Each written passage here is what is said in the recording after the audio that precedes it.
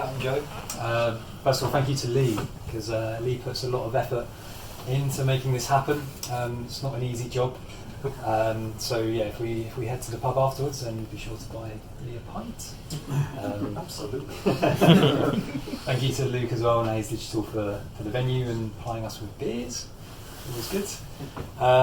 As you probably gather, Capgemini are my employer. Capgemini have their fingers in many pies.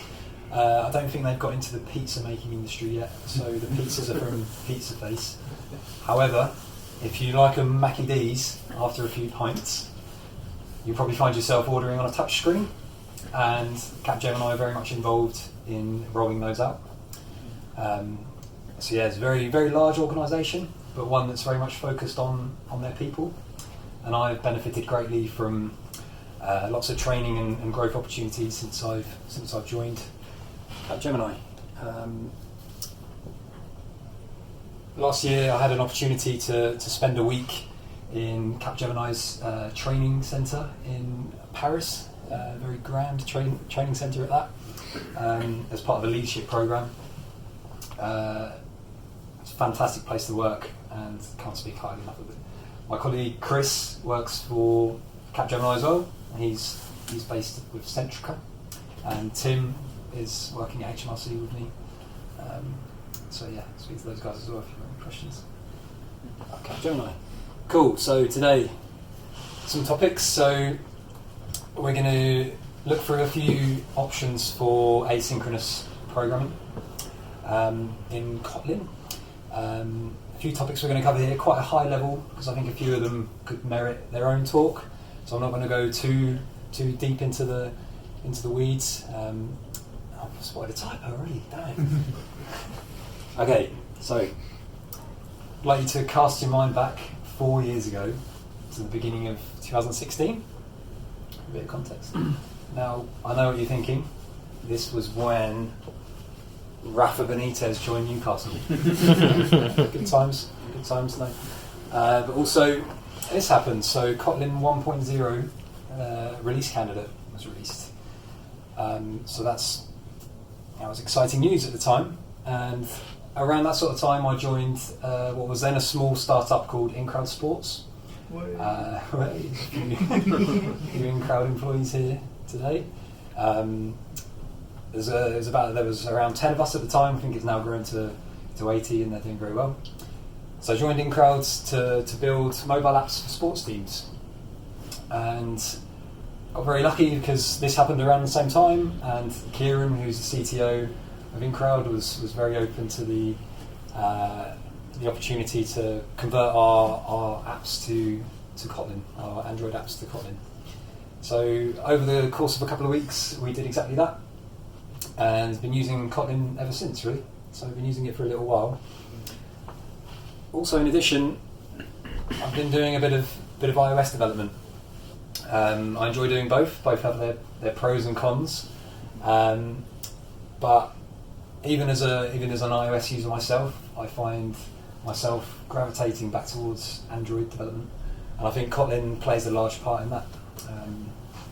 It's a great ecosystem. The community is fantastic, and that was really evident at KotlinConf. So I was lucky to get a ticket to KotlinConf in Copenhagen in beginning of December. It was probably one of the best conferences I've been to. Besides being in a beautiful city, the talks were great, the venue was spot on, the food was delicious. I'm probably in here searching for some swag. Yeah, had a really good time. One of the hot topics at KotlinConf was Kotlin multi-platform. It's really the year of multi-platform, and George beat me to it. He gave a talk at this meetup back in October about how we're using Kotlin multi-platform at HMRC to share code between iOS, Android and web. Really good talk. It's available on YouTube if you want to go take a look at that. Sadly George couldn't be here. Let's just take a step back and think about asynchronous programming. But before I do that, could I ask if there are any people in the room who aren't developers?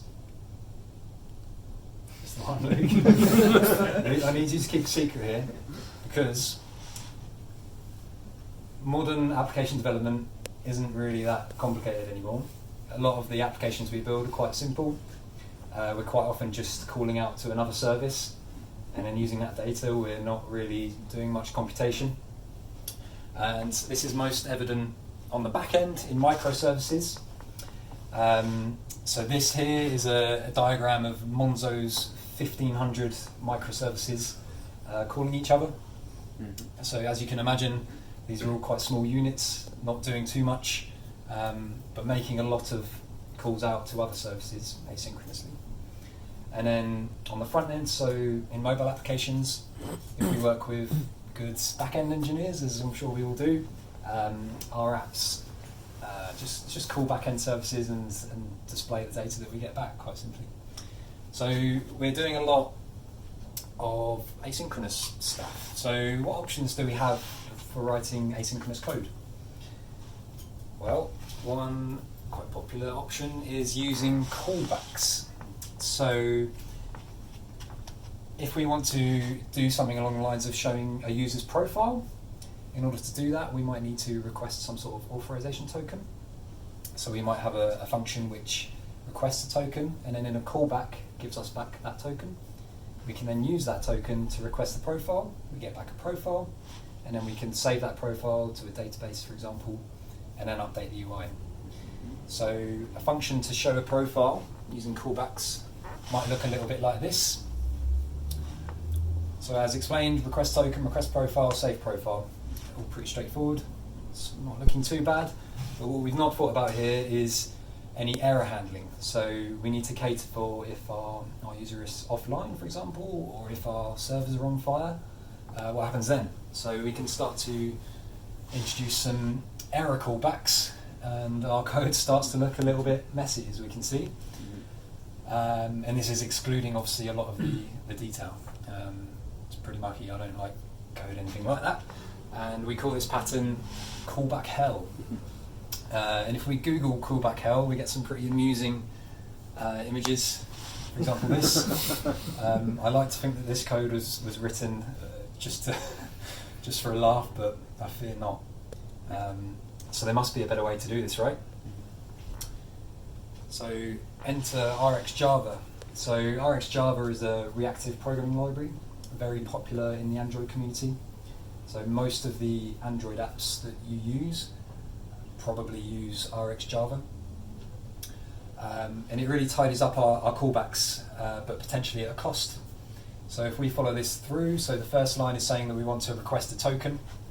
Next couple of lines, we're telling RxJava which thread that we want to perform these network requests on, but then observe the data on. We're then saying that we want to chain a request, so once we've received the token, we want to request a profile with that token, and then we're subscribing to the output of that with finally some error handling. So this is great, it's obviously very powerful, but it introduces quite a lot of new operators for us to learn, and it is quite a steep learning curve with RxJava. If anyone in the room has used RxJava, which I know a few of you have, you might remember the first time you saw one of these operator diagrams, and they still flummox me. There's a lot of them, and yeah, there must be a more simple way, right? So we've got RxJava, which is powerful but potentially bulky. There's another dependency that we need to include in our apps. What if we had something that was simple and lightweight? And coroutines is potentially that. So, what is a coroutine? So, coroutines aren't a new concept to Kotlin. They've been around for a long time. In fact, the term was first coined in the 50s in the construction of an assembly program. And coroutines are kind of like threads, but with a twist. So we can consider them as cooperative functions. So typically when you have a function which calls a second function, that first function has to wait for the second function to complete in order to carry on its execution.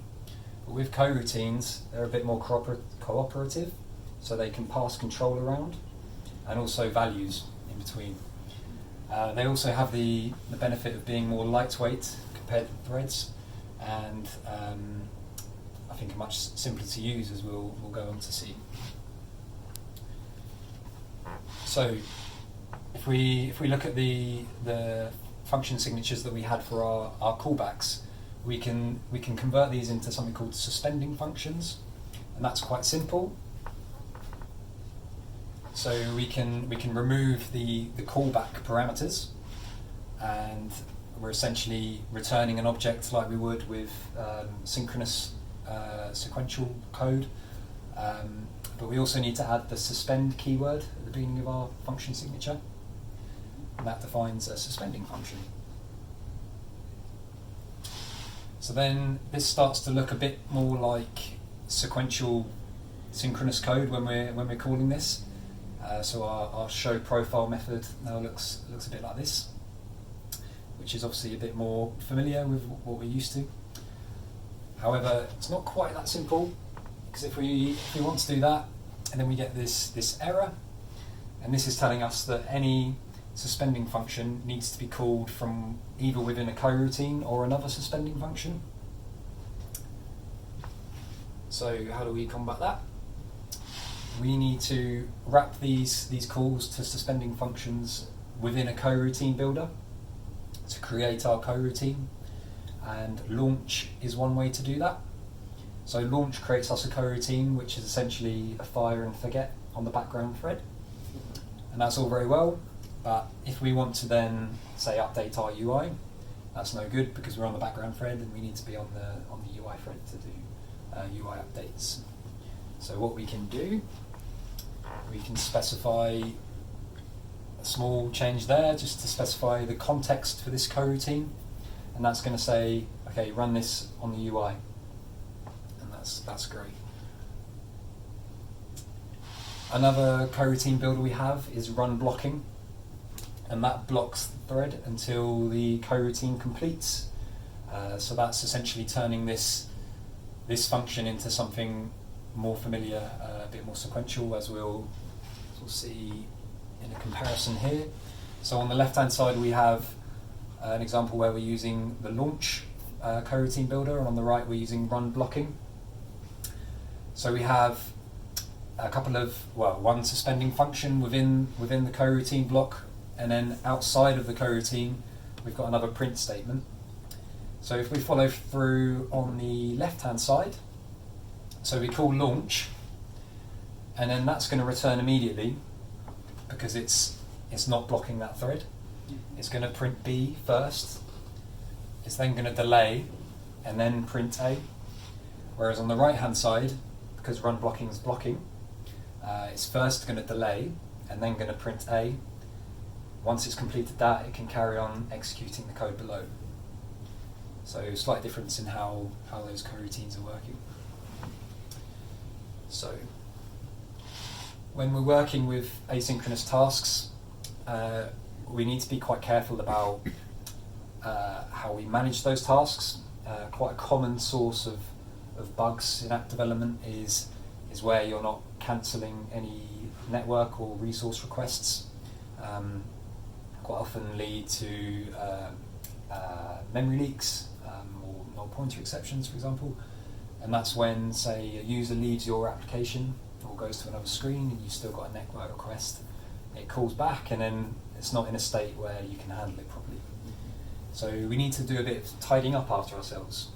So we can keep a reference to the job that launch returns to us, and then when the user leaves the screen we can cancel this.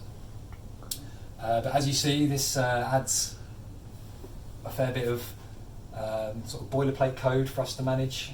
It's quite easy to forget to do this as well. So we can look at a few solutions to tidy this up a little bit. This is specific to Android. So in the Android architecture components, the view model gives us a view model scope, and what that will do is that really manages the life cycle of the coroutine for us.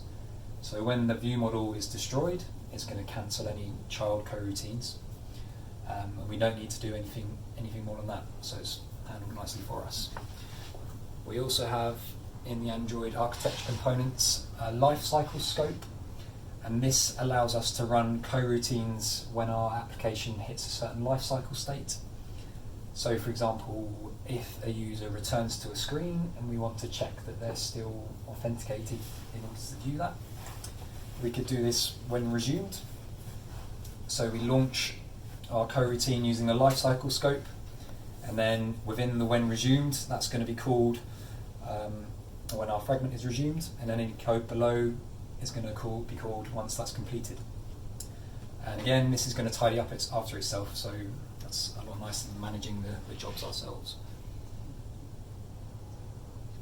So, what happens though if we want concurrency?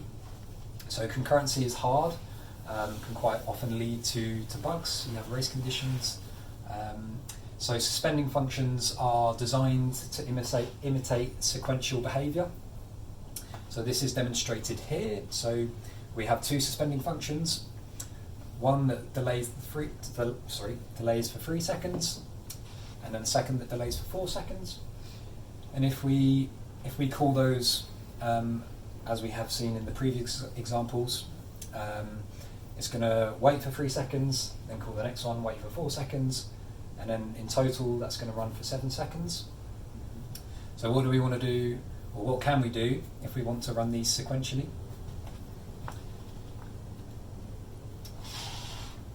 Well, if we want to do that, we have a async builder, and what this allows us to do is run those two requests sequentially.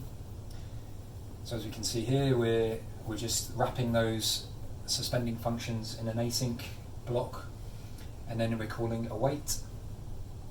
So this block is only going to take as long as the longest request. So this is quite a nice pattern. Quite often we see this when we start up our mobile apps. We might need to do a bit of orchestration, or checking the user still has permission, seeing if we need to ask the user to upgrade their app. We might need to make a couple of network requests in parallel, and we can use this async mechanism to do just that. So what if our data sources emit multiple values? So far we've seen suspending functions that just emit a single value, but what if we're dealing with a stream of values? So this is a common use case for RxJava. It's kind of what it's intended for, being a reactive programming language. So here's a simple example. We're going to come back to this in a sec. Another example could be if you're responding to a user's input in, say, a search field. If you're wanting to perform a search request based on what they've entered, you might need to observe their input using RxJava. Here we're observing, say, temperatures from a thermometer, and then filtering out any that are less than, well, we're first converting to Celsius, and then filtering out any that are less than 0 degrees. We'll come back to that in a sec. So we saw that RxJava potentially has some overhead, a steep learning curve. So how can we do this using Kotlin? And one way we can do it, using a Kotlin more pure way of dealing with this stuff, is using Kotlin Flow. So Kotlin Flow is a cold asynchronous data stream that sequentially emits values and completes normally or with an exception. So I think the best way to demonstrate this is with an example. So here we're creating a flow, and within this flow, to start with, we're just printing flow started, and then we're iterating 1 to 3. We're delaying for a short period, and then we're emitting that number.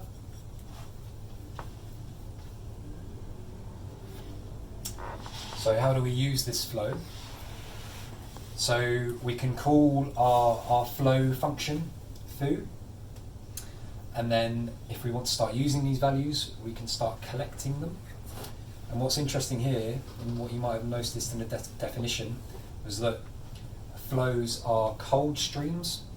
So when we call our flow, so when we're calling foo, it's not actually executing the body of that flow until we start collecting. So if you follow this through, start with we're running main, so we're calling foo start, and then you notice we haven't said flow started yet because we haven't started collecting. So first of all we're saying calling collect, and then once we start collecting we go into the body of the flow. Flow started 1, 2, 3, and then calling collect again, and then flow started 1, 2, 3.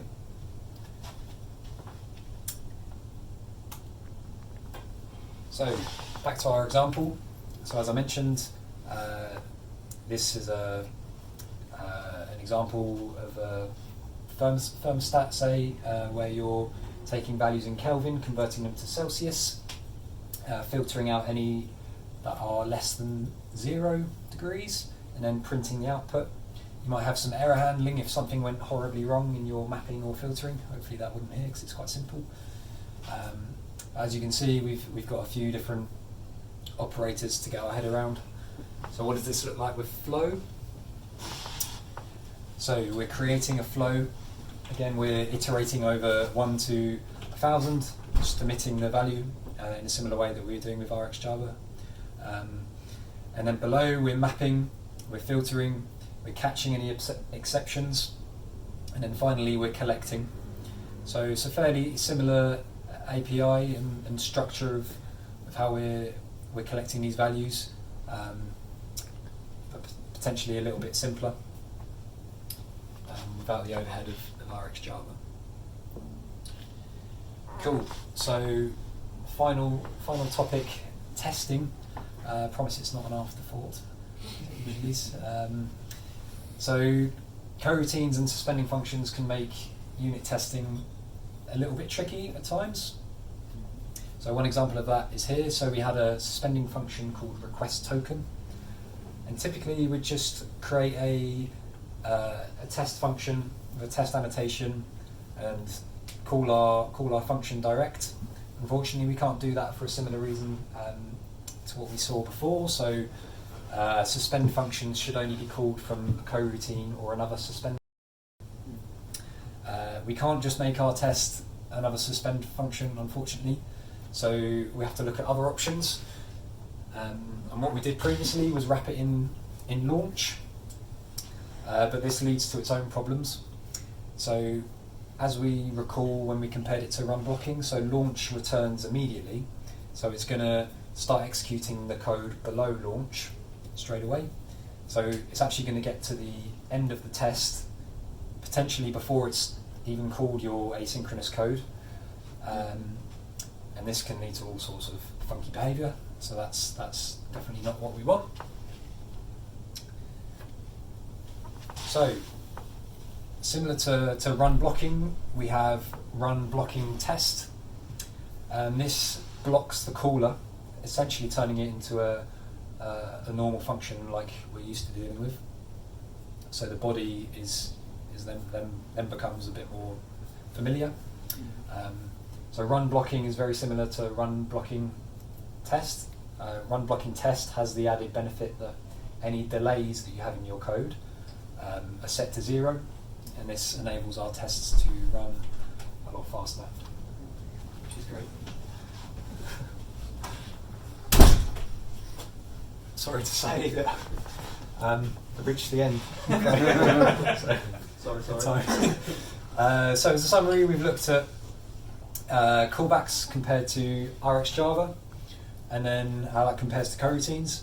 We looked at how we create suspending functions, how we build our coroutines using coroutine builders, and how we scope those, how we work with concurrency in coroutines. We looked at how we work with multiple data sources, and how we test our suspending functions.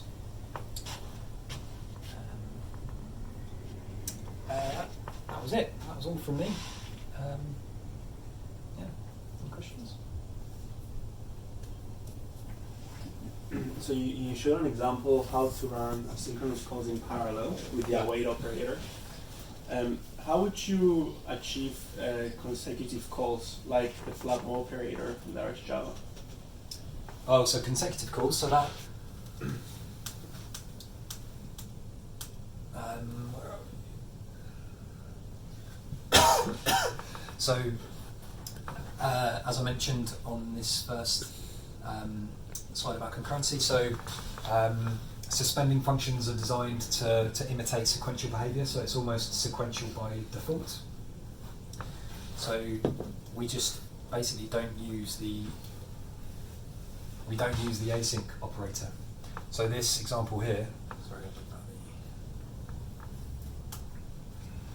this is going to request a token. It's actually going to wait there until you've got the token. It's then going to request a profile, wait there, and then save it. So it's kind of sequential by default. I think that's not often the case with other programming languages, but I think Kotlin opted for sequential by default because it's simpler, it's more easy to understand. Concurrency often causes bugs, as I mentioned, so I think they opted with that approach. Do you guys use, I know you're kind of on the mobile side, do you guys use Kotlin elsewhere in the stack, or are there use cases on the back end just as much as on the kind of front end? Yeah, so HMRC, our back end is very much Scala. Right. So we're not using any of this stuff, unfortunately, as much as we'd like, although we're using Kotlin, as George spoke about in his talk, to share some code between iOS, Android and web. We're not currently doing any networking in that shared code, but it's something that we're looking at. So Kotlin multi-platform is it's still experimental, and there's some stuff around coroutines I don't know in depth, but I think it doesn't work so well on iOS at the moment. I think that's going to be fixed soon, but in theory you should be able to use all of this stuff in Kotlin multi-platform as well. Mm-hmm. I don't know personally I've never really done any back-end development, so I'm sure a lot of this stuff can be used with back-end services. It's just I don't really have that experience. Cool. Thank you. Have you ever tried to get an actual feature that already uses RxJava and convert it to coroutines? What was the process like? Yeah. So our HMRC app is using, or has been using, RxJava for all the network calls. We're not really using it for anything more complicated than that. But where we're building new features or refactoring things, we're moving towards coroutines. So part of that is migrating our RxJava subscription sort of model into coroutines. And we use the Android architecture components. So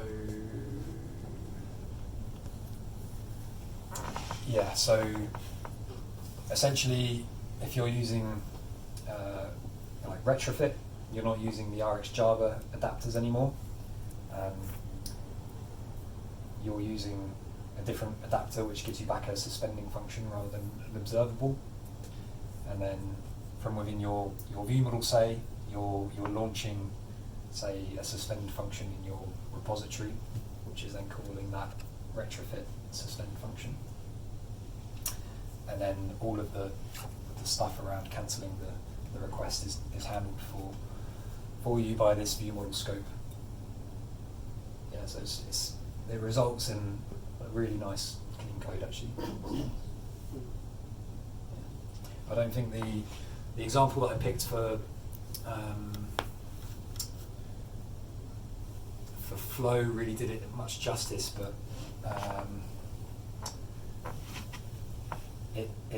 in more complex examples, it really is a lot more simple. And there's some stuff around the context on which I don't have an example for it, but instead of having to observe on a certain thread and subscribe on a thread, it's quite a bit simpler with coroutines, because you just define your scope and you don't have to manage that. So so the flows and coroutines seem to me to end in a lot cleaner code than RxJava. It's a slightly off-topic question, but how many different layers of testing do you have? You mentioned the unit testing, and what different type of testing you have in place before a code gets accepted? Okay, yeah, so, well, at HMRC, we're quite hot on testing. So, yeah, we write a lot of unit tests, but we also have quite extensive UI tests. And on top of that, we do some screenshot comparison. So in your UI tests, you can kind of test behavior where you're clicking between screens, but that doesn't necessarily capture what a user might see. So throughout our UI tests, we're taking some screenshots, and basically we have a baseline set of images that we've accepted as being correct, and then once our UI tests finish, we're doing some basically pixel diffs on those, and then if anything's different, it flags those as errors. If you want to accept them, that's fine. You update the baseline, or quite often it does flag issues where we've changed something and not realised it had an effect on the UI. So ideally, yeah, we'd test as much as possible with unit tests, but with mobile applications, there's always certain things that you might need UI tests for, albeit that they take longer to run and are prone to being a bit more flaky. But sometimes it's necessary.